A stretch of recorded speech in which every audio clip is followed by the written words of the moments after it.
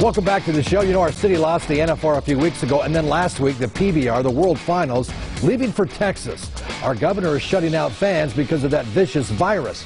Good idea or bad idea? The CEO says it's a bad idea. You got it done in 8 days in Texas, and you didn't even get a response back after trying to work with the people here in Nevada. Yeah, frankly, it's really disappointing. You know, we've had 26 consecutive years of holding the PBR World Finals in Las Vegas. It's our second home, and we absolutely love Las Vegas. And we're the only sport in America right now that has consistently and regularly conducted safe and responsible events with and without fans, and no incidents, and have a great plan and protocol in place that has allowed several cities to get back on track and have fans and people out and about spending money. And so it's a little disappointing that we couldn't bring the World Finals to Vegas this year for the 27th year. How hard did you work with the state, with the governor's office, to try to get some sort of a resolution? Well, to be perfectly candid, we didn't get calls back from the governor's office. So we worked through our friends at LVCVA, MGM, T-Mobile, and others to try and get the message across that, you know, here's this private company that's conducting events safely and responsibly, has literally the industry-leading protocols, and we're the first out there with safe and responsible plans to conduct events, and we just couldn't get the time of day, couldn't get a call, and couldn't even walk through the plan. I don't know if our plan has been reviewed in detail by anybody at the state level. Do you have a so now and it only took you 8 days to get something done in Texas, which was impressive. Yeah, it was. You know, it was when we heard that NASCAR was having issues trying to get 8,000, I believe 8,000 fans, which was their request. When we heard that they weren't going to get any fans approved, we knew the writing was on the wall, and so.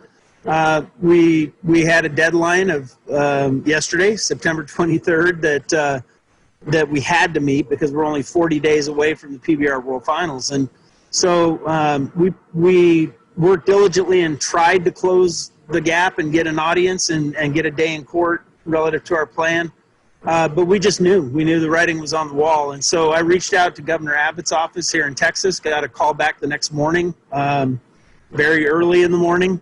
It started the process. We've worked here in Arlington with Mayor Williams and the other folks here in town. We've had an event here in AT&T Stadium for more than a decade in partnership with the Dallas Cowboys. So it was a few quick phone calls, and the wheels were moving, and then 8 days later we have a deal with all parties: state, city, stadium, Cowboys, everybody that was involved, including review and approval of our protocols and our plans, which line up with the Dallas Cowboys plans. Did you try to get into Allegiant, or at least? Actually, we had two proposals in front of anybody that would listen to what we wanted to try and do. One was for less than 50% capacity in T-Mobile. We recognized that may be a bigger issue being indoors in an arena environment. And so we worked with Chris Wright. ASM Global is a huge partner of ours, and Chris Wright works with the Raiders at Allegiant Stadium. And so we worked through Chris Wright, but we had the dates on hold. We had a scaling plan. We actually had a CAD drawing done of how we would set up the World Finals. And so Allegiant was a real possibility, but it was denied as well, or not approved, I should say. We wanted to try and get about 12,000 people max into the stadium, because our plan is not based on a one-size-fits-all number of 50 people in a space or whatever it is. We're socially distancing everybody. They're 6 to 8, in some cases 10 feet apart from any other people that would be in attendance there.